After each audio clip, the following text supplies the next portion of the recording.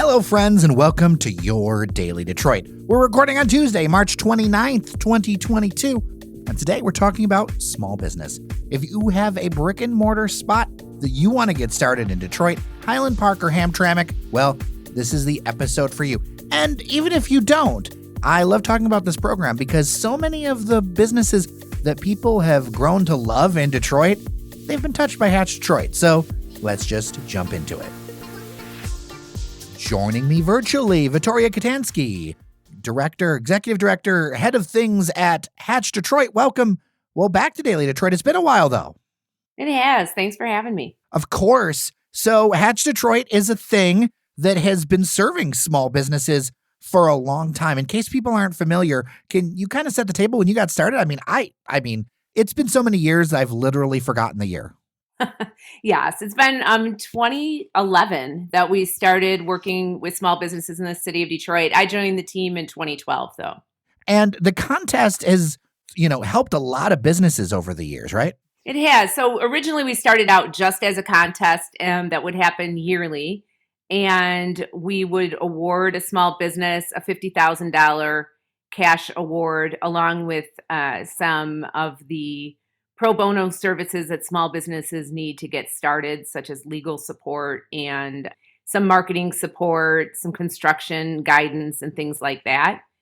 And in the first year of the contest, Comerica Bank came in as our $50,000 prize contributor. And throughout the years, they've grown to give us some organizational support in addition.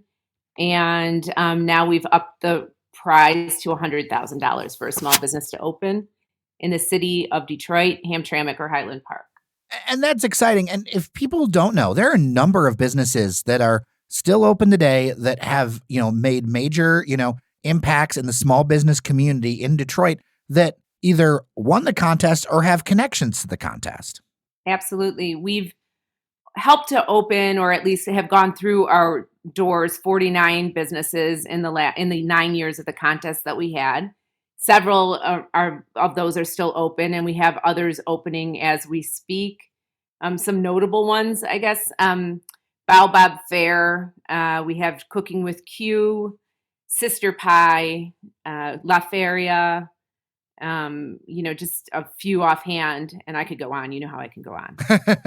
And why is it so important to provide this kind of support to small businesses in the city and the enclaves? There's been a lot of small business support throughout the years, especially after, we started in the 2011 timeframe. And all of that support is incredibly essential to the infrastructure of small business in the city. Our programming is a little unique because it publicly announces 10 potential people to the city and its surrounding areas. So customers are able to kind of feel the restaurant and the intent of the restaurant or the business, the store, before they spend any money on opening. And it allows the business owner to get a lot of confidence in their dream, or decide, quite frankly, some of them decide they don't want to do it. And it does that before they even put in, a ton of money into something. And the amount of public awareness around the contest really is remarkable. It's like nothing I've seen with any other programming in the area. I want to build on those 2 points. First off, as an entrepreneur, knowing something isn't going to work is invaluable. Like absolutely invaluable information. And then number 2, on the marketing side, like I have seen over the years, so many businesses open up in Detroit and they count on that initial opening push to kind of carry them over of like initial buzz where us or a number of other publications will, do a write-up or we'll talk to someone. But in order to get in people's minds, to bring back repeat customers, that marketing aspect is so important. And that idea of like that ramp up of, oh, hey, I'm excited about this. Oh, hey, it gets those multiple repetitions in there to make it so that it gets stuck in customers' minds, which is so important. I don't care if you're opening up a business in Detroit or Duluth, like that kind of marketing is crucial. Absolutely. And the one thing that's really shocking through all of this is with small businesses, often that marketing budget is like the first thing to go when they're looking at their numbers and trying to open up. And yet it's like the most important thing that they need, just to get their customers in the door. So what we're able to do is bring that name recognition to a group of voters, and we have, over 100,000 voters in each section of the contest, which, when you think about that, that's an unimaginable amount of people that see 10 people's names before they even open their doors.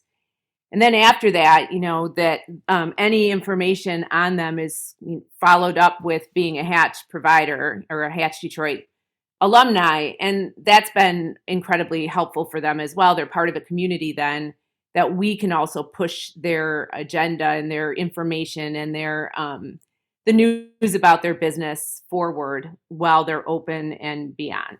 Yeah, let's talk about those, what I would almost call helping hand services a little bit, because it's not just the winners, but people who have been in the contest who have opened up, and that extra help. Like, what does that practically look like for the uninitiated? Because look, I know that, getting any business started has a lot of extra things that people don't talk about or don't think about. Most of our people that go through the process, the $100,000 is, you can't even describe how important that is, but it's the obvious important piece to them opening up. It allows them to leverage money beyond what they would have done normally. It really puts them in more of a concrete playing field for that size of business. But when it comes down to it, they also are so, so grateful and surprised at how grateful they are for the pro bono services that are provided. And we help them from anything from legal support on making sure their lease is done in a way that is manageable to them. I mean, a lot of these people you're good at what you are selling, you're good at your product, you're good at your business idea, but you might not be great at all the legal stuff that requires to open a business, or the knowledge about how to put out bids to architects and different vendors. And we help them with all of that packaging so that they're able to look at fair numbers and understand the process from the build out, to the opening. So let's talk about this year's contest. First thing is that you are now working with TechTown. Exciting. It is. And we're part of their small business programming services. And we've been really good, colleagues with TechTown for all the years. We've, relied on people coming through their systems as part of our process of getting aspiring entrepreneurs in, just as we have with other organizations like Prosper Us and, Build and others. But this time we're allowing, I think what's really exciting for me is that the alumni that come through our program are now being recognized as alumni of the TechTown programming. So it allows access to the people that come through Hatch, a much larger access to support services after they go through our programming. And the team behind us that helps with the marketing and helps with the planning of the events and everything is just an amazing group of people over at TechTown. And it's just been really fun to work with them. So let's get into the nuts and bolts. Now, something that if you weren't, this pandemic, I've lost all sense of time. So I apologize, but I learned that over the pandemic and also this year, the award has gone up from the $50,000 that was the case for a number of years before to $100,000. First off, great news. But second, why is it important to do that additional financial support? In 2019 was the first year that that financial support was increased. And this is one of the reasons why we're so grateful to have Comerica Bank as a sponsor. Because honestly, after the 2018 contest, I sat down and with Mike Ritchie and our team at Comerica, and I said, the cost, just did an analysis of what the cost of opening a business and how it increased from the first contest to that time, and how the $50,000 prize didn't necessarily put them in the same position of achieving what they want to as it did in 2011. So they recognize that in order to still keep the same level of support that they wanted to give to a business to make sure they were successful, they had to increase the prize money to, I guess, adjust to the cost of opening now in the city of Detroit. And that makes plenty of sense. So what are the ground rules here? What are we talking about? When do applications open? How does one get involved if they've got their idea that they want to do in Detroit, Hamtramck, or Highland Park? Sure. So right now, the application process is open. You go to our website at hatchdetroit.com and you can begin the submission process. All the submissions have to be in by midnight on May 12th, and I should say 11:59 to be exact on May 12th. That said, there's opportunities for question and answer periods that are coming up next week in various places around the city and Hamtramck, and those will be on the 5th, 6th, and 7th of April, and they'll be listed on our website, so you can actually register there. At those sessions, what we will be doing is providing support to make sure people understand the application. We're not going to be reviewing people's application and helping them fill them out, but rather making sure they understand the process and, give them any additional information that they might not feel comfortable just emailing us to ask about. Well, what are a couple of 3 tips for someone if they're hearing this and they're like, I've got an idea or I'm doing this or whatever? What are a couple 3 tips before they even get to those things to think about with this application to get you in good stead? So I would say the biggest thing is to make sure they fill out the application in total. Don't just put a couple of words in. Really try to give us a visual through your words of what you're trying to do. There's a lot of opportunity to add, additional things, bring in samples, to add video. Anything you can add and make us feel will be very helpful. If, for an example, if you're a bakery and you don't provide a sample of your baked goods, that's not going to help us understand what you're doing very well. So we need to really see the product, feel the product, understand the product is one thing. And I think don't wait to the last minute because, we would hate for you to wait to the last second and then not be able to, send it in because of technical issues or something going on. We have 2 months before it's due, and it's a pretty straightforward process. The other thing that's really good for people to know is that you do not have to have a lease or a planned space to enter our contest. We prefer you don't. That kind of helps you with the beginning of this. And I guess the last thing, Jer, is that we don't look at the funding or the business. Like the ideal business is not somebody who has all of their budget already planned and all they need is $100,000 more.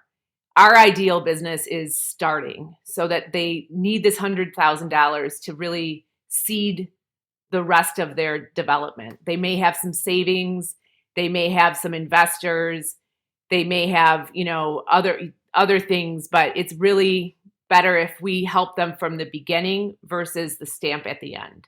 Why is it that you want to really put on that from start to finish kind of help? Like what extra layer does that give? We find that it actually helps protect the business in their planning. If they're new to the process of opening a business, requiring somebody to have a lease, in our opinion, puts them in a vulnerable situation because they may not have negotiated a lease or have somebody help them with that process. Oh. And it can lock them into situations that they have no idea that they lock themselves into. So we really want to be able to help with our expertise to make sure that they get the best out of every step of their way of opening that we can try to help them with, or at least advise them. I mean, we can't make people do things, but we can at least advise them on it. Fair. All right. Well, Vittoria Katanski, people want to find out more. Where can they go? hatchdetroit.com. Awesome. Well, I look forward to talking to you. And I imagine that we're going to have some finalists or something, here on the podcast to talk to them, right? Absolutely. We always do. And I know that we're going to announce on June 10th who our top 10 are. It moves very fast. And by June 24th, we'll be announcing the top 4. And July 21st, our winner is the world will know. Well, and I got to tell you, there is nothing more fun in podcasting than a studio full of randoms that you've never met before, but are so excited to talk to because they all have so many ideas. Like, I don't know how often I get to do 10 interviews or whatever in the course of an hour, but it's one of the funnest things to do as a host. And you know what? When we do it on your program, it's one of the best parts for our people because it solidifies them kind of as a team. They recognize each other as partners a little bit more than if they just never really talked and intermingled. So thank you for doing that for us.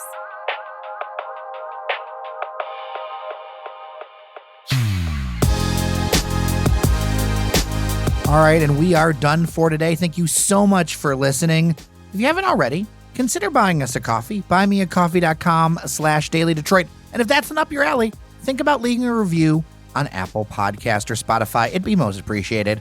All right, with that, I'm Jer Stays. Remember that you are somebody, and I'll see you around Detroit.